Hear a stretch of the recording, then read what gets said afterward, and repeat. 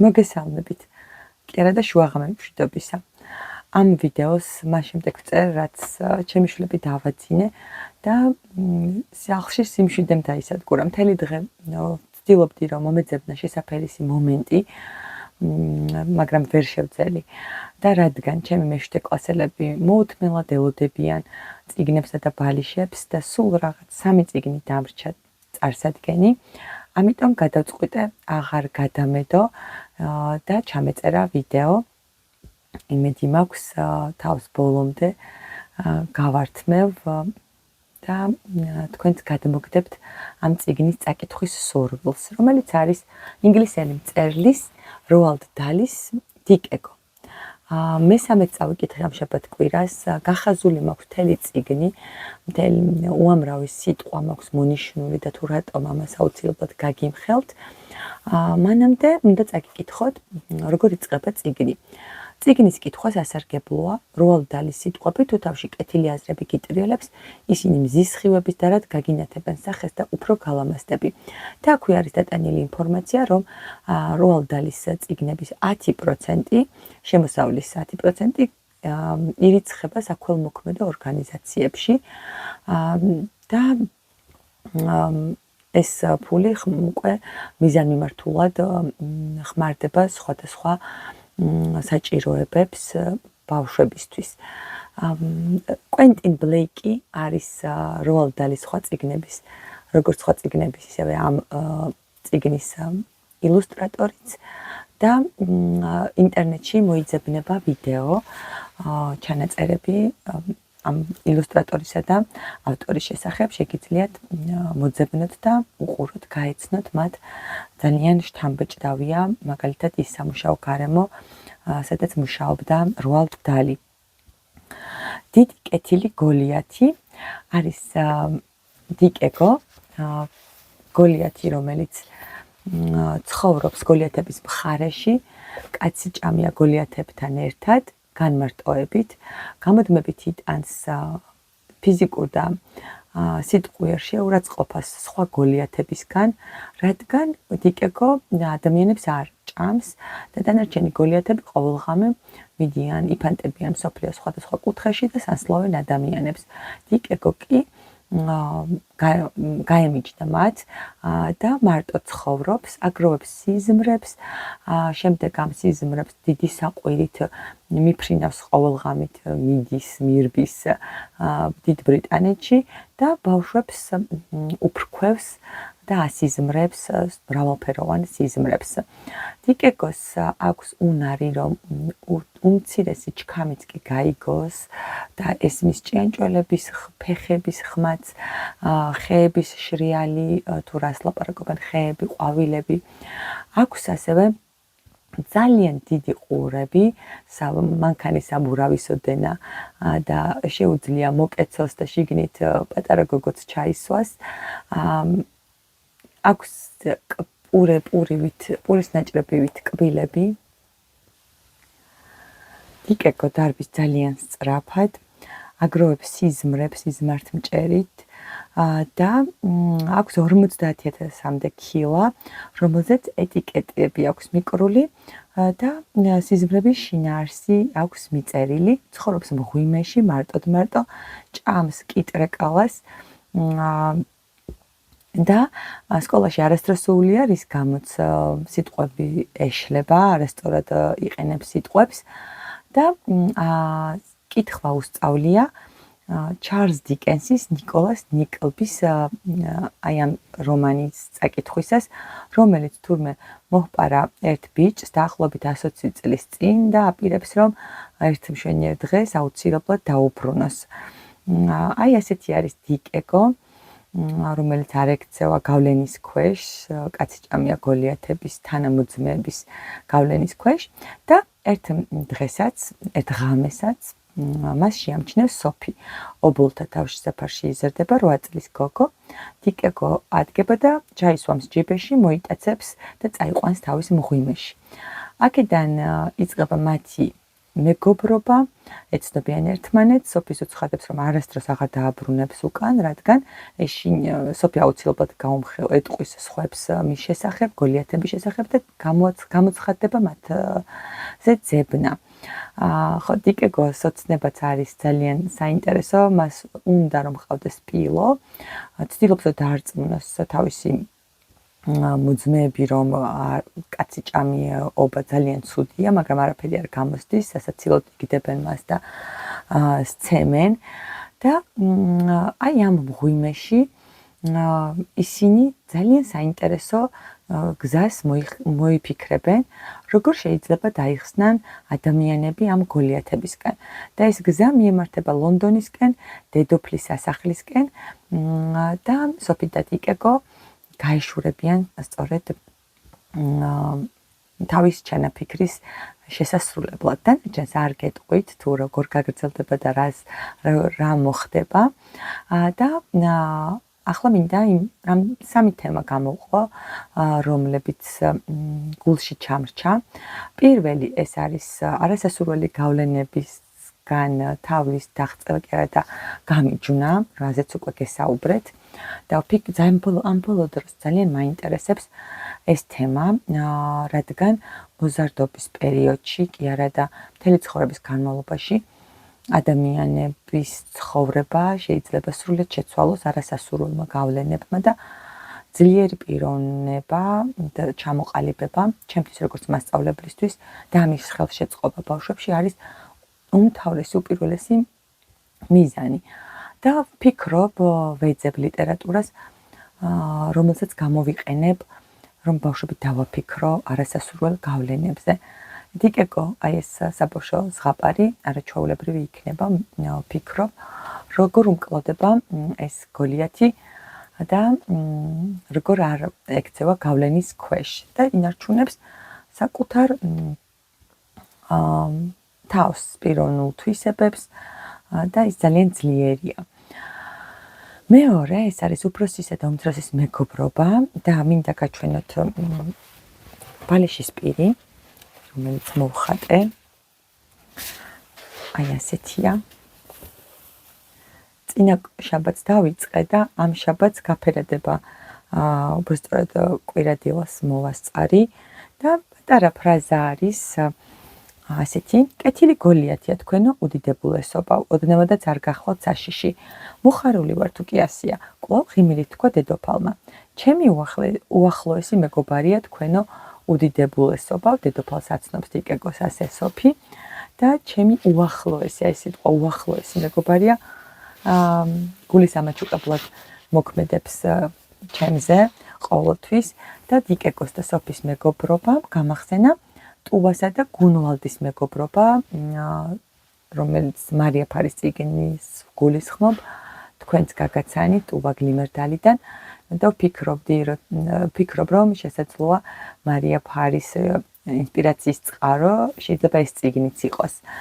მათ მართლაც არაჩვეულებრივი დაუვიწყარი შთამბეჭდავი მეგობრობა ჩამოუყალიბდებათ და საერთოდ ის ტონი, როგორ ესაუბრება დიკეგო სოფის გაგვახსენებს ხოლმე გუნვალდს და მე ვფიქრობ, რომ თარგმნელის დამსახურებაც არის ამ წიგნში, აი ეს კეთილშობილება ტონში, საუბრის ტონში, რადგან სიტყვებით არის გამოხატული და სწორედ აქვს შერჩეული თარგმნელს, ძიცო ხოცუაშვილს, როგორ მიმართავს მაგალითად სოფის მოფერება, სითბო, სიფაქიზე, ეს დამოკიდებულება ჩანს დიკეგოს მიმართვაში ყოველთვის.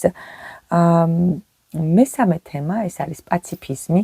მგონია, რომ ომის საწინააღმდეგოდ გაილაშქრა თავისებურად ამ საბავშვო წიგნში, რადგან დიკეგო ერთგან სოფის ეუბნება, აფიქრებს ასეთ რამეზე, რომ ცოცხალ არსებებს შორის მხოლოდ ადამიანები არიან, ისინი, რომლებიც ერთმანეთს კლავენ.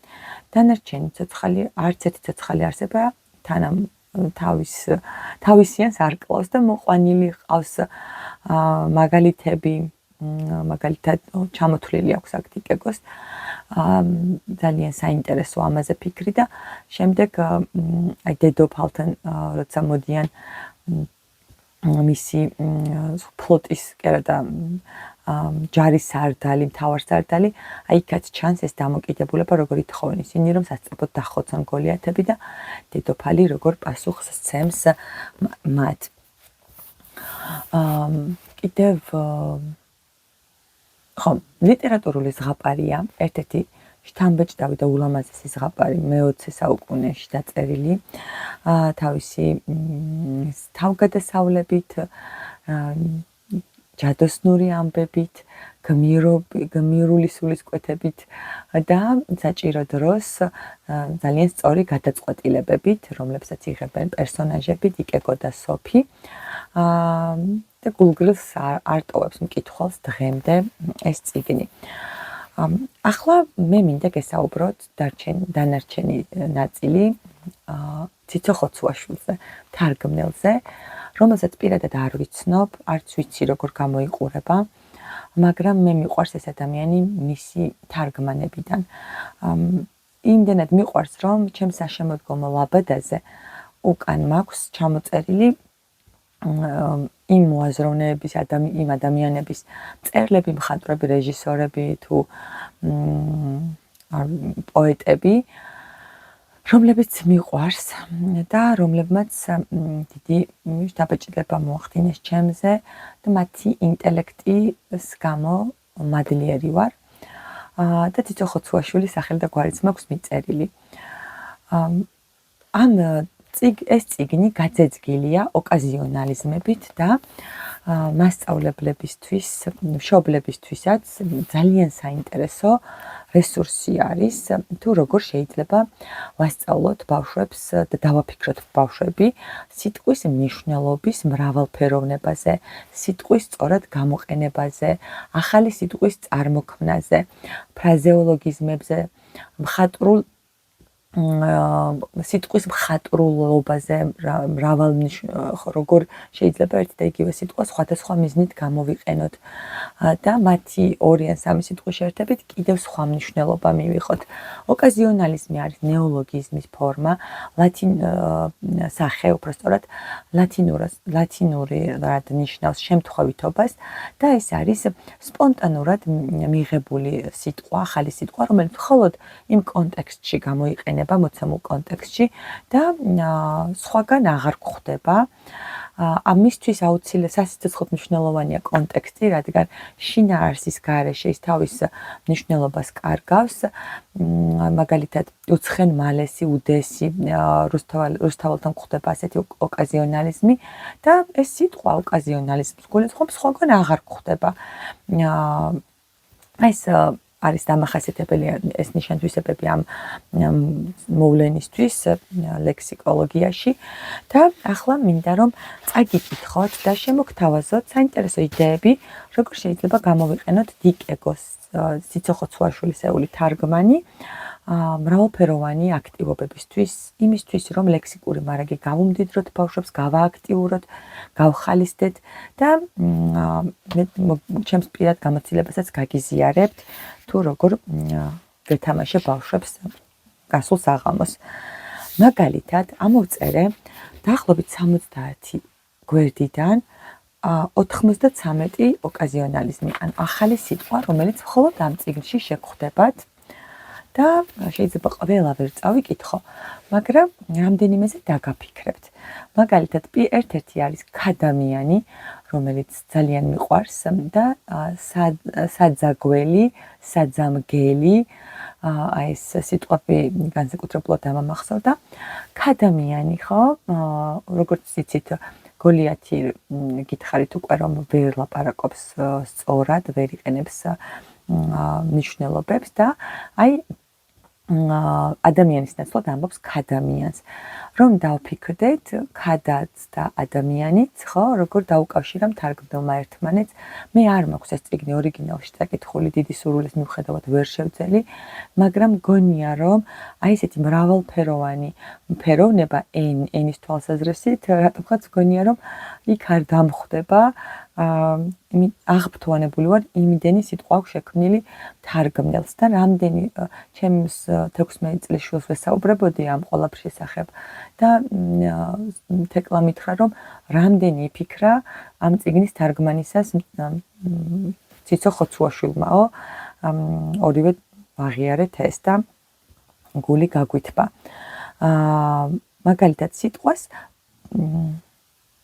ხო ჭაბაასი ხომ ბრძენ სოფიული საუბარი ბრძნული საუბარი ხომ არის და სოფი ქვია მთავარ პერსონაჟს სოფია ბრძოლ-ბრძნულად ნიშნავს სიბრძნეს და როგორი საინტერესო მიგნება ძველ სოფიური ბრძენ სოფიული ისევ გამომეკონციალე სიტყვაზე გამომეკიდეს ნაცვლად გამომეკონციალე აი წეგან რომ ვახსენე როგორ იყენებს გული გითბება თუნდაც ეს გამომეკონციალეს რეუბნება ბავშვს ხო გოლიათი ტანგზა მაგალითად თავგზა ამის მიხედვით უტან ბოლო გულ მოუთქმელად ტელეკაქანა რადიო ჯაჯღანა გონგონა ცალი თვალი მაინც მოგაცერცვა დაეხეთყებიან ჭაკი მასხარაობენ სუნნელი ახ სასრული გულის გამგმირი თუ რომელიმე მცალი თვალი მოგაჩერჩეტა კუნთ მუშტრები ბარკვლის ოდენა ისე შექსანს ხან ხლავენ თვალს არ დაახარხარებენ გაძაგძაგ ჟრჟოლებს დახტრბიან დაკვნეს ოხრავენ ყალთა ბანდიტი რობოტ მოქმედი დამივარდიანე გული დიდ ბუმბერნაზი ცხუნვარ ვარვარა სიზმართ მფრქვევი არაჩვე ყურებრივი ყრუყანჩელაზე შევჩერდები რადგან შეიძლება ამომეწუროს დრო აი უამ მარსკვლავი კიდევ მარსი და ვარსკვლავი არის შეერთებული და აი უამრავი ულამაზესი მიგნება აქვს თარგმნელს როგორც ხედავთ აი ყრუანჩელა ხომ არის და ყრუ და ყანჩა აქვს შეერთებული თარგმნელს და აქვე ისიც მინდა ვთქვა რომ კონტექსტთან შესაბამისი არის ხოლმე ხშირად თვითონ იმ შინაარსში რაც ხდება მე ამ ორი სიტყვის შეერთებით რაღაც ხრივ მიემართება ხოლმე შინაარსობრივად ახალი მნიშვნელობა და ახლა თამაშზე გავამახვილებ ყურადღებას მაგალითად დღეს სულ ვცდილობ რომ ჩემს შვილებს მოვუყვე ხოლმე რასაც ვკითხულობ და მაგალითად ასე გავაცანი ლილე საიდუმლო ბაღი და ახლა ვიკეკო ვუამბე დილას და ბოლოს შევთავაზე თამაში რომ ვუკითხავდი ამ გახაზული მაქვს სიტყვები აი მაგალითად ყრუყანჩელა და მას უნდა ამოეცნო ორი სიტყვა ჯერ დაეშალა და შემდეგ უკვე საწყისი ფორმა რა იქნებოდა ზოგი ფრაზეოლოგიზმები გაუჭირდა, მაგრამ ადვილად ამოიცნო მარსკვლავი მაგალითად, საჭმგელი და ქადამიანი და მე კიდე მთხოვდა რომ რაც შეიძლება მეტი კითხვა დამესვა ამ სიტყვების შესახებ. ასევე შემდეგ საღამოს უკვე თეკლასთან ერთად ვითამაშე და გაბრიელთან და გავხალისდით. მივხვდი იმასაც რომ თუ გინდა რომ ადვილად ამოიცნონ, სჯობს რომ რამ თვითონიც ციტატა წაუკითხო, სადაც ეს სიტყვა არის გამოყენებული ის მონაკვეთი. აქვე ამ ყველაფერს ვაპირებ რომ ამოვბეჭდო და რესურსად ვაქციო და ლექსიკაზე მუშაობისას საინტერესო ამგვარი თამაში შევთავაზო, აი რაც გითხარით. უკვე თითქმის ამოწერილი მაქვს ნახევარი წიგნიდან და დავასრულებ და თქვენც შემიძლია რომ გაგიზიაროთ მერე და თქვენც შესთავაზოთ თქვენს მოსწავლეებს გამოიყენოთ. კიდევ ბევრი საინტერესო იდეა დაგებადებათ გაკვეთილებისთვის, მაგალითად სიზმრის ქილებზე მიკრული ეტიკეტების მიხედვით შეგვიძლია წაუკითხოთ ეს ბავშვებს ეს მონაკვეთი და შემდეგ